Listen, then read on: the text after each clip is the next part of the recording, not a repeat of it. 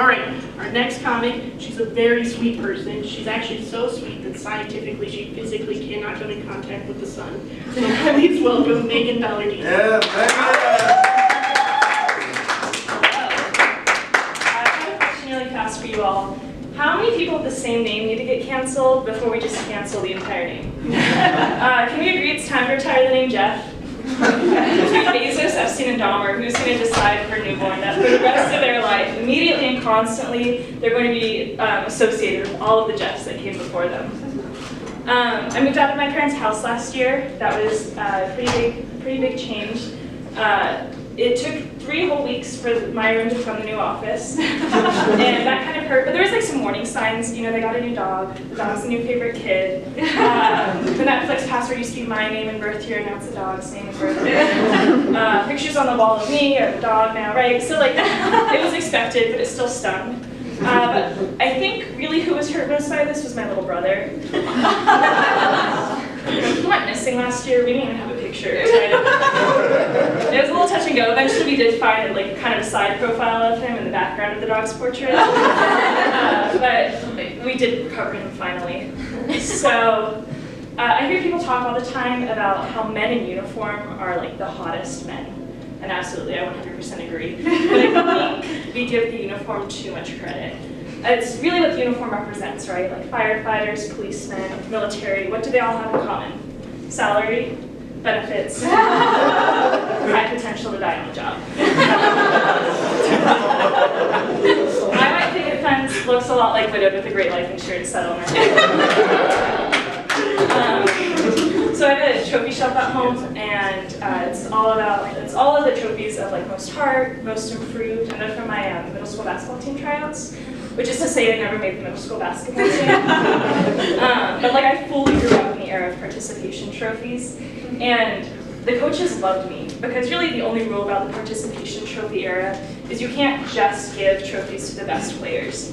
And so I was the coaches out from having to buy everybody trophies because they'd call up all the MVPs and like give them like what they deserved. And then they would call me up and I would get most improved or most heart. And then the rest of the parents couldn't get mad because the only other group for their average kids to fit in besides MVP was me. So nobody really wanted that trophy either.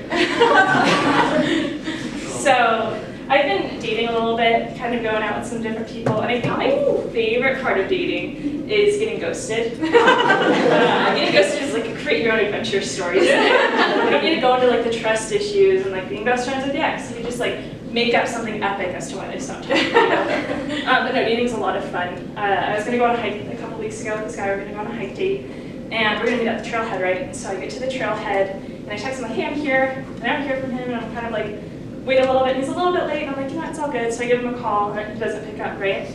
And I'm like, oh, well, like maybe he started the hike without me, and he's just waiting on the hike for me. That happens on hike dates all the time. And so I'm like, I'm just gonna start down the trail. It's starting to get dark actually at this point too, it's been a couple of hours. So I start down the trail though, and instead of seeing him, I come across this wolf. And I'm alone, you guys, like it's kind of this really scary experience. But like she just kind of like sits there and looks at me, and she has her cubs with her, so it's a mama wolf, and it's this really like beautiful experience. She's looking directly at me. I've never felt more understood in my life. Eye contact was phenomenal. And she like nods, and she kind of like turns away like this, and she looks back, and then so I know to follow her. So,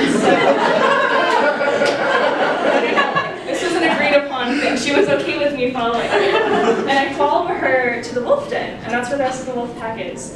And she must have like sent a message ahead though, because none of them were trying to with me. They don't just all kind of like nodded at me.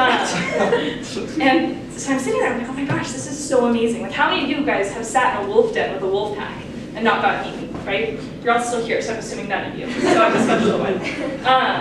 And so then I'm sitting there, and I'm like, well, I wonder like why they're not eating me though. Like, they have no reason not to be attacking me right now because they have sharper teeth than I do, and there's more of them than me. And then I'm kind of thinking they just must not be hungry. And then, oh my God, they're not hungry. They must have just eaten.